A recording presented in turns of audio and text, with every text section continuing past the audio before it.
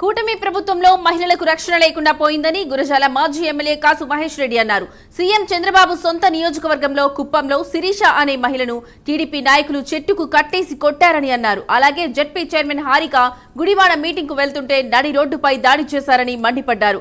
ఆడవారిని రక్షించలేని ప్రభుత్వం ఉంటే ఎంత పోతే ఎంత అని విమర్శించారు.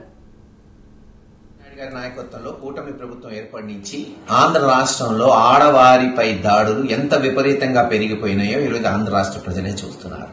కుప్పంలో ఆడపడుచు శిరీషాని చెట్టుకు కట్టేసి స్వయానా తెలుగుదేశం నాయకులు కొడితేనే దిక్కులేదు.